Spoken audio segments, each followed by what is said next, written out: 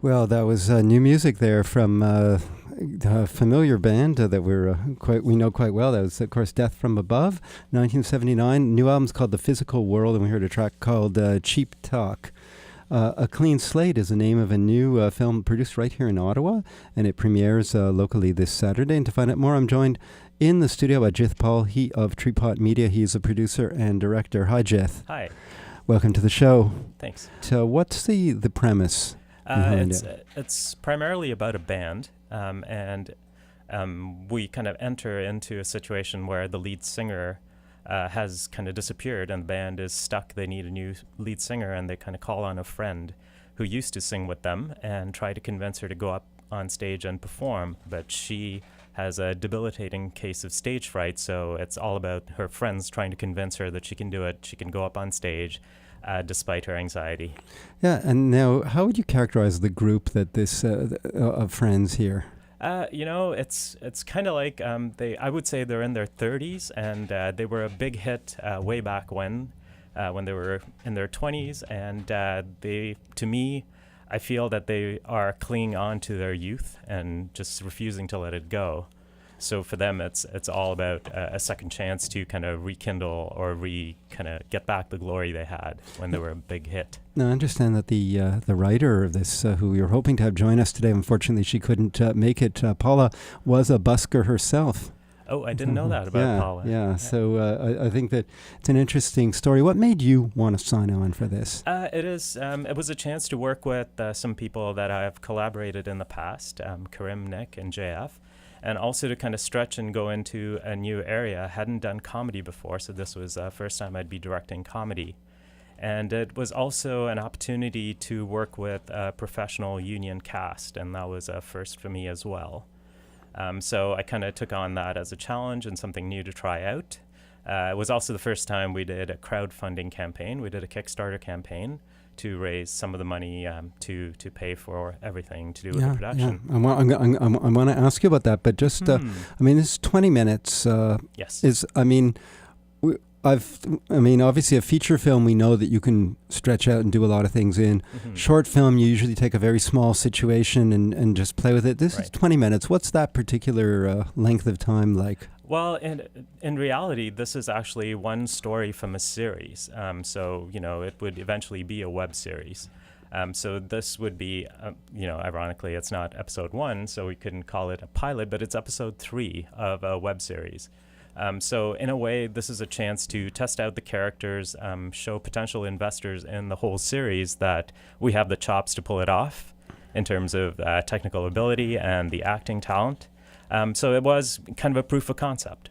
Okay, we're going to listen to an excerpt from it. Maybe you can set it up for us. This is going on in the green room. Gianna is the main character, and her friends are trying to convince her that she can actually conquer her stage fright and go up on stage and sing. Okay, let's give it a listen. Look, I got your point, all right? It was an irrational moment of weakness. He means nothing to me. I'm right here, right? All right. So Amy's gone, there's no lead singer, and who do you guys need to come and swoop in and save the day? Me, right. Yeah, but where were you guys when I needed you? Where was anybody when I got a little bit nervous for a show and I had to go for a show? A mess. We had to duct tape your ass to the wall. Oh, come on, Mike. I had vertigo, Mike, and it was the end of the world, okay? You know what? We've got your back now, all right? We're behind you. Yeah, literally 5 minutes ago, your behind was like right here. It was like this close. Okay, I convinced the guys to give you a second shot. We know you have this in you. Okay. All those years ago, to you thought, I was only to myself. Not true. Come on, when you would get up on that stage in those black leather boots, and you would be all like, yeah, baby, and then you would shake that thing. Oh my God, shut your face, okay? No, I'm married to your friend. I have an appreciation for the female form, nothing wrong with that. Hey, when you used to sing, everybody, they would stop what they're doing and just listen. I've never seen anyone do what you could do, right? When we were first starting out, the guys and I, we felt like you were our little secret, and we couldn't wait for the rest of the world to hear. We felt like we were part of something great, special. I told you to shut up. And then, used to be you would run to that stage, not away from it. All right, I guess that gives people a bit of a taste Yep. of that. So Sandra and Mike are her friends, and they're kind of double teaming, trying to kind of work together to convince her that she can go up on stage. Yeah. So where did you shoot this? Primarily at the Brass Monkey in Nepean. It's a local bar, and we've shot there before. Karim and I shot a music video there for a group called My Favorite Tragedy. So we kind of had that in the back of our minds when we were kind of looking for places. And they're the ones who actually play the. Northeastern, music, who is the lead singer in the band, wrote a song that we use in the movie, and Becky Lantos, who plays Gianna, actually sings it in the movie. Now you mentioned working with actors. How much of a difference does that make?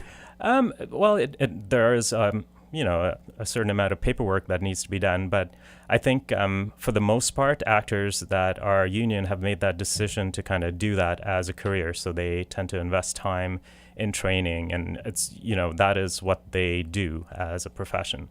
So I felt that I was ready to take that step and move into working with a professional cast. Did they take it in places where you would not have expected to go? Well, it's kind of hard to say because I can only talk about the experience I had. Mm-hmm. It was kind of nice to see them add aspects of the character that kind of came from them ingesting all the material and kind of becoming the characters. So it was there is definitely a spin that they put on their own personalities are in the characters that you see on the screen, as well as what was written through the script. As you mentioned, it is part of a longer series. What do we learn? What will we learn? Through a longer series that questions that can't that we have when we're just seeing this slice. Well, for one thing, you'll learn what actually caused Gianna's stage fright. There's the reason why she is kind of spooked and anxious. So that will be revealed later in the series. And then you'll see there are many more characters that you don't get to meet in this particular episode, all the rest of the band. And they all have individual stories and interactions as this bar that has just opened in this episode kind of becomes a normal hangout for the band. Yeah, and it seems like you picked a very appropriate place because you could imagine this kind of group hanging around in a bar in Nepean. I suppose so. Yeah, I mean, it seemed like very much that kind of crowd. What has been your experience in terms of like starting off with these kind of like a slice of a story and then trying to produce the full story? I mean, how difficult is that? Well, this is my first crack at attempting to do that, so we'll see. And I hope we had a fundraiser screening here to raise money for the actual production, so hopefully this will mean that we have a built-in fan base that we can bring along when it comes time to actually do the series. And you talked about doing this on Kickstarter. Mm-hmm. What was that experience like for you? It was interesting. We were one of the first Canadian projects to go on Kickstarter, so they had a lot of learning to do in terms of hooking up to Canadian banks and CRA and all that information. But I was really impressed with how professional they were. They did some background investigating to make sure I was a real company and registered with CRA. And, you can't just fund anything with Kickstarter, as opposed to there are so many other fundraising campaign sites out there. And that's what made it unique to me when I was researching them all. And isn't it all like sort of all or nothing? That's another difference, yeah. So in a way, it kind of gets motivating towards the end because people notice that you'll lose everything if they don't make your target, so they tend to kind of up their contributions at the end. First of all, what did people get for donating? Well, all our Kickstarter backers have already seen the movie before the premiere. They got perks in terms of DVDs from other productions we've done in the past, and free tickets to the fundraising screening. And do they have any kind of influence over the product? No. Just they just enable us to make it possible.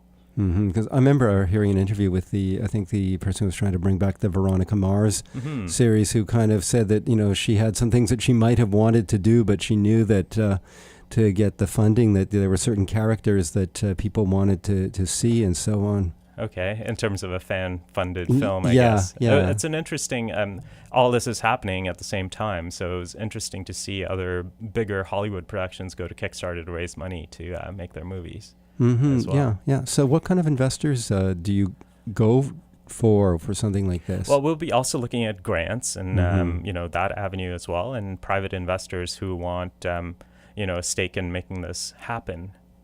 We'd gladly welcome any questions or investors who have questions. I've been talking to Jith Paul about A Clean Slate, which premieres Saturday at 7 p.m. at Club Sauce, 67 Nicholas Street. Jith, thanks for coming by. Thanks very much for having me. We're going to listen to some music now from a band called Scourge.